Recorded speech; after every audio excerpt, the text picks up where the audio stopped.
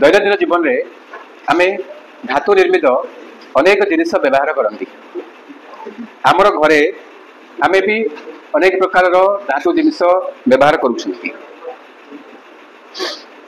सब धातु जिनिस गुड़िक आम खनिज पदार्थ ही पाई था छोटिया पिन ठारू आरंभ करी उड़ाजाहाज पर्यंत जलजाहाज रेल धारणा कृषि उपकरण आम जहाँ सब व्यवहार करुँच ये प्रत्येक जिनिस गुड़िक खनिज पदार्थ ही आसी था। एक खनिज पदार्थ बिना आमर जीवन को आम आग को नवा जेपरी असंभव हो पड़े। प्रत्येक क्षेत्र में एक खनिज पदार्थर आवश्यकता अच्छी जमीक आम जो खाद्य खाऊँ खाद्य आम 99.7% खाद्य आम जहाँ पुष्टिसार खाद्य जहाँ सब खाद्य खाइले से 0.3% खनिज पदार्थ अच्छी। यदि यही मिनरल्स आमर यदि शरीर में आम इंटेक करूना ग्रहण करूना ताहले एते सारा खाद्य जो खाई 99.7% खाद्य ताहार किसी मूल्य रहिबो नाही। तेणु खाद्य भी खनिज पदार्थ भी आम यूज करुँच। समस्त सजीव मानक पई ये खनिज पदार्थर आवश्यकता अच्छी। दांत घषुंट दांतर जो पेस्ट व्यवहार करुँच भी खनिज पदार्थर आवश्यकता अच्छी। विशेष करके जानिबा जे फ्लोराइड दांत पई जहाँ आवश्यक अटे यही फ्लोराइड नामक खनिजरू आमे पाई थांती। आउ थरे कहबा फ्लोराइड नामक खनिजरू आमे पाई थांती। देखिबा जे प्रथमे आमे जानिबा जे खनिज कौन। ये जो पृथ्वीर उपरी भाग जहाँ आमे कहउचंती भूतक जो सबू खनिज रे ये गठित होईची ये खनिज गुड़िकर समाहार रे आमर शिलार सृष्टि होईची। एई शिलार ही खनिज पदार्थ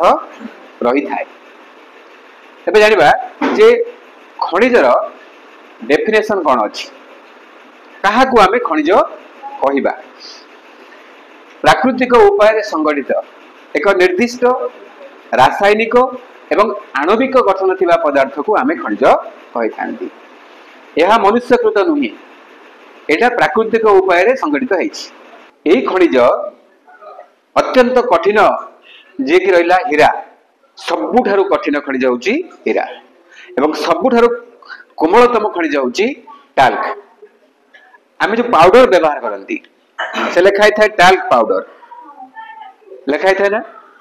देखिबो जाईकरी जे पाउडर आमे जो व्यवहार करूचंती से पाउडर लिखाई था जे टाल्क पाउडर एटा होची सबुठारु कोमलतम खनिज। एक खनिज पदार्थ किपरि भाबरे सृष्टि हेई थाए आसो आमे जानिबा कोड सृष्टि हुए। एटी गोटे कथा कहि रखे ए जो खनिज पदार्थ गुड़िक आमे शिलारू पाई थांती। खनिज पदार्थ जो आमको मिली थाए शिलारू मिली थाए किंतु मन रखिबा जे समस्त शिला से खनिज पत्थर नुहेंती। आमर घर पाखरे जो शिला अच्छी ताको आमे खनिज पत्थर कहूना एथि कि जे सेथिरे विभिन्न प्रकार खनिज पदार्थ गुड़िक अल्प अल्प परिमाण रे मिसिछि जहाँ को आमे निष्कर्षण गले लाभदायक हबो नाही। वर्तमान खनिज पदार्थ केमती सृष्टि होछि आमे जानिछन्ती कोयला भी गोटे खनिज पेट्रोलियम भी खनिज प्राकृतिक गैस ये भी खनिज ये सब केमती सृष्टि होछि आमे अल्प बहुत जानिछन्ती। माटी तळु आमे ताकू पाई थांती केतक खनिज को आमे भूपृष्ठ र उपरु बा अल्प गभीरतार पाई थांती आउ केतक खनिज को आमे भूगर्भरु अधिक गभीरतार आमे ताकू उत्तोलन करि थांती। गभीर खनि ताकू कहंती। जे आग्नेय रूपांतरित शिला रे खनिज पदार्थ साधारणतः एथिरे थिबा फाट छिद्र भूभ्रंश खंजा बा संधि मानकरे थाए। तेबेले आग्नेयगिरी उद्गीरण होछि। आग्नेयगिरी उद्गीरण हला बेले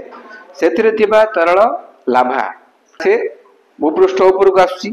भूपृष्ठ उपरको आसिक पुणी क्रमे शीतल होउची भूपृष्ठ रे से क्रमे शीतल हैला सेठी शिला परिणत हैला एवं सेडारे आमे अनेक प्रकार खनिज पाई थांती विशेष करी लुहा पत्थर से अधिक परिमाण रे मिली थाए ताले एटा को कहती आग्नेय शिला आग्नेय उद्दीकिरण रु मिलुथिबा शिला को आमे कहती आग्नेय शिला आउ बेले कौन हुए ना जिते बेले ये तरल लाभा भूपृष्ठ ऊपर को आसवा को चेष्टा करुची जदि भूपृष्ठ ऊपर यदि किसी टाण जिनिस रहिला तेबे ताकू भेद करिकरी से आउ ऊपर को आसी पारु नाही ताले कौन हबो ताले से जगह रहइबो कि नहीं आवाज परिबो ना ताले से जगह रहइबो किंबा तार चारि पाखरे ता पाखकु लागि जदि कोनोसी लूज स्थान पाइला ताले से जगह को मध्य पळे जो संचित हेक रहइबो ताले एटा कोन हला एटा माटी तळे संचित हेकरी रहिला आउ माटी ऊपर को आसी पारला नाही ताकू आमे जदि खोलिबा खनि खनन करिबा ताले सेथरु भी आमे खनिज पत्थर पाई परिबा ताले ए खनिज जदि कम परिमाण रे अछि तेबे ताकू हम भेन कहबा बा सिरा कहबा यदि खनिज हमको कम परिमाण रे मिलुची जे अधिक परिमाण मिलुची ताल ताकू लोड बा धातु स्तर कुहाजिबो टीना दस्ता तंबा हीरा ए जो धातव खनिज गुड़िक विशेष करी आमे को भेन किंबा लोड रु पाई थांती द्वितीय नंबर हला अवक्षिप्त शिला ए अवक्षिप्त शिला रे मध्य खनिज स्तर आकार रे थाए वर्ष वर्ष धरिकी अत्यधिक ताप आ चाप पाइकी कोयला परिणत है आम जानते कोयला केमती है बहु वर्ष धरिकी बड़ बड़ गछ गुड़िक से सबू माटी तले ताप आ चाप पाइला फल से सब कोयला परिणत है आमर अवक्षिप्त शिला खनिज ताले अवक्षिप्त शिला खनिज मान भितर आउ को खनिज पाइबा ए जिप्सम पाइबा जिप्सम पाइबा पोटास पाइबा सोडियम पाइबा लवण ए सब खनिज को आमे पाइबा शिलार अपघटन एवं द्रवणीय पदार्थर अपसारण फल जो अवशिष्टांश रहिला शिलार अपघटन होउची क्षय होउची विभिन्न कारणरू जल रे शिला द्रवीभूत हेकरी कोन होउची तार ऊपर अंश धोई जाउची आउ जो अंश रहिला सेथिरे खनिज पिंड मध्य थाए उदाहरण हला कोन ना बक्साइट जो बक्साइट रु आमे एल्युमिनियम पाउचंती से बक्साइट यार होउची उदाहरण केते खनिज पदार्थ नदी सज्जा कहबाकू ओ पहाड़ रो पाद देश रे पटु निक्षेप द्वारा सृष्टि ही थाए केमिति जो नदी सज्जा रहिला एवं पहाड़ पाद देश रहला जो जल स्रोत प्रवाहित होउची जेते बेले जल स्रोतर मेघ कमी जाउची सेते बेले जल ता द्वारा आनी थिबा विभिन्न प्रकार पदार्थ से सब जगह पड़ी रहे एटा कोनती पटु निक्षेप ए पटु निक्षेप द्वारा सेठी मध्ये अनेक प्रकार खनिज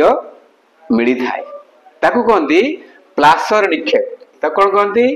प्लासर निक्षेप एटा मन रखिबा ता कोन कोनती प्लासर निक्षेप कोनती से हला सोना रूपा टीना प्लाटिनम इत्यादि एई गुडी गो आउ जल रे ए कोन हबो द्रवीभूत हबो नाही धोई जीवो नाही सेठी आमे ताकू पाइबा जो संचित हेकि रहिछि जल द्वारा परिवाहित हेकि सेठी आसी पटु निक्षेप द्वारा संचित हेकि रहिला सेठी आमे एई प्रकार खनिज गुडी को पाइबा समुद्र जल रे अनेक प्रकार खनिज द्रवीभूत अवस्था रे अछि एगुडी को एमिति विक्षिप्त अवस्था रे अछि जहा को आमे जदी बाहर करिबा ताहले लाभदायक होई न थाए केतक खनिज को आमे ताकू यूज करंती जेमिति केला लवण समुद्र लूण मारती कि नहीं लवण ये खनिज को आमे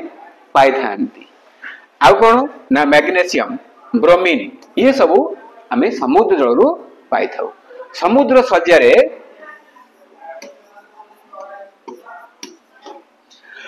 प्रचुर परिमाण रे मांगानीज गुटिका बा ग्रंथिका नूडल्स कहती मांगानीज रो ताकू मध्य आमे पाई थांती कोड पाई थांती समुद्र सज्जा रे पाई थांती आमे ए खनिज को आमे केमति भाବରେ ताकू श्रेणी विभाग करिबा क्लासिफिकेशन करिबा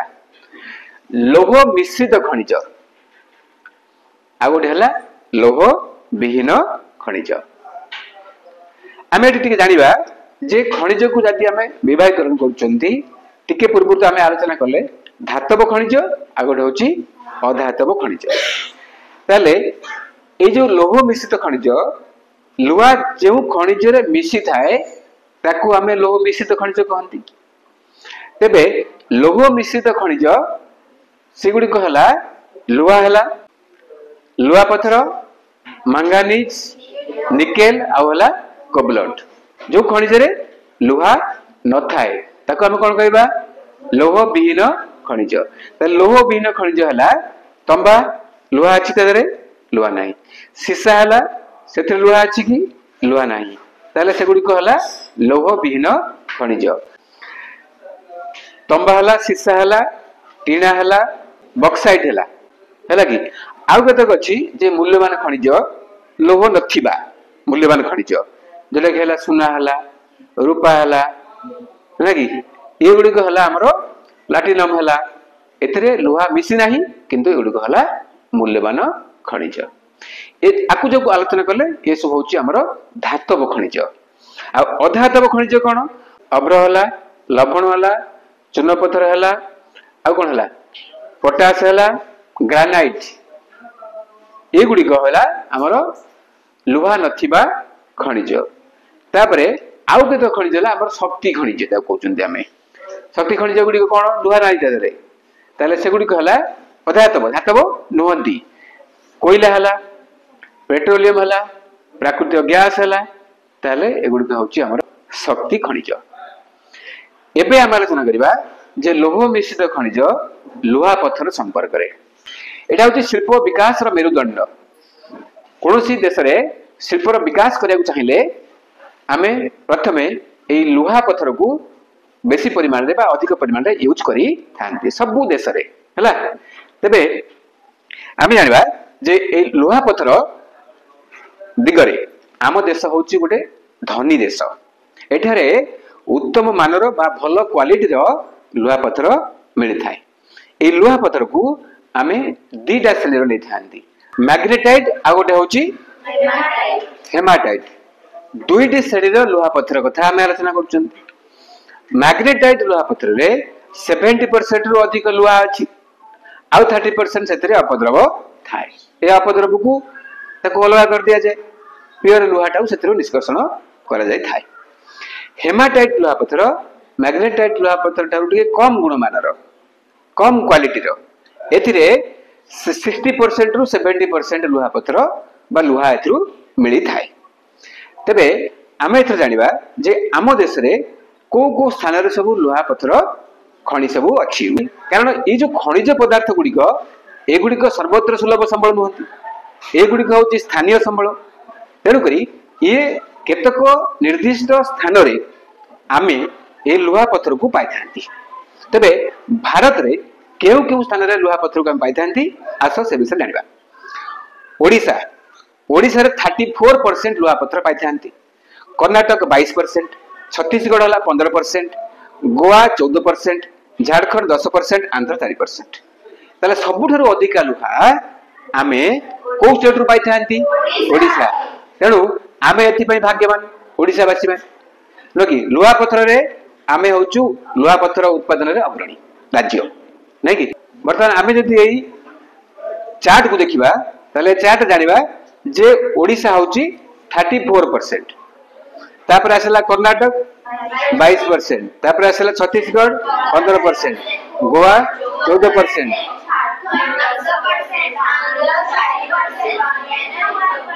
ताले एथरु आमे ए चार्ट जानले जे ओडिसा रे सबुठारु अधिक परिमाण रे लुहा पत्थर मिली थाए ए ओडिसा रो मिलुथुवा लुहा पत्थर को आमे आम राज्य रे व्यवहार करि सारिबा परे एहाकू बाहर देश को ताकू रप्तानी कर जाई थाए।